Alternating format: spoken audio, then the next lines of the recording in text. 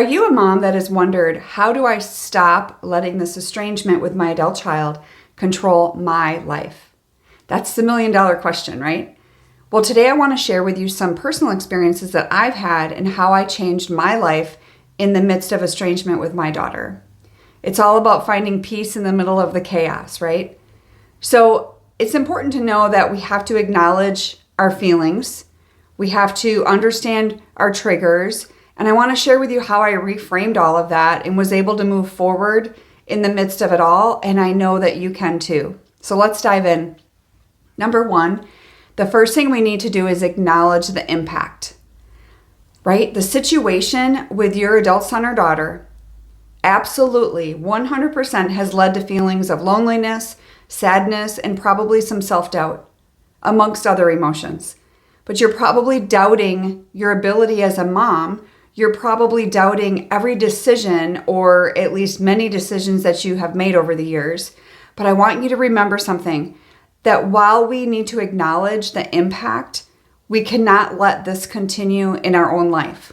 It will destroy you. And what does that mean? We can't control if and when your adult child is going to acknowledge whatever part they've played or get the help maybe that they need. But what we can control is you. You can control you. And so it all starts with knowing that and acknowledging the impact that it's had on you and the decision to move forward, because it is a decision. It's a choice. And I know many of you are feeling stuck, but it is a choice. And for me, that looked like diving into my life, realizing that I had to have peace in the middle of this chaos. Don't get me wrong, it wasn't right away. It took time. But none of the peace came when I was trying to do this alone. I needed guidance, I needed community, and that's all something that I personally didn't have. Hence what I do now, because I know that's what you need. Whether it's me or someone else, you need to stop trying to go this alone. Number two, understanding your triggers.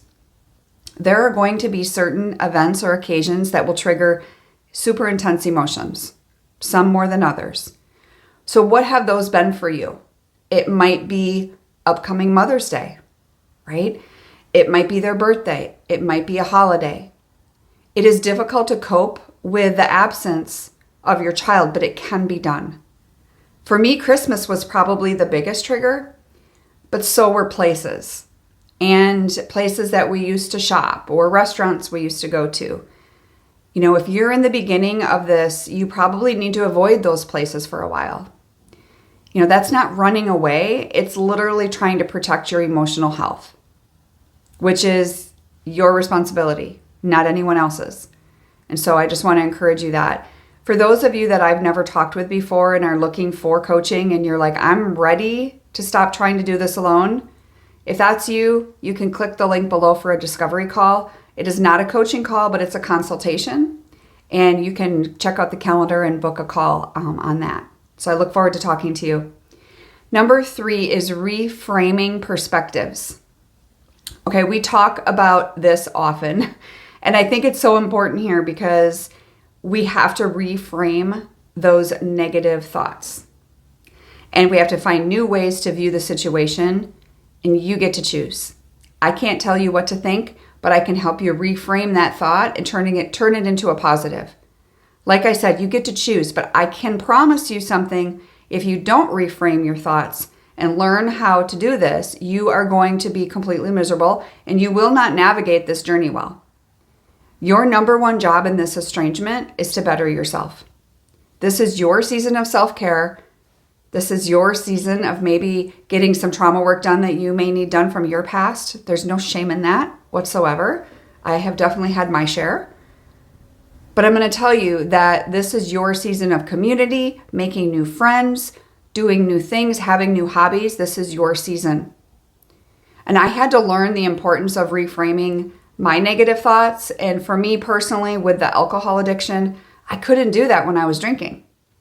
I was numb majority of the time. So how could I control my mind when I was allowing a substance to control me? Think about that. Maybe some of you are doing that with alcohol, drugs, shopping, gambling, overeating, whatever the case may be.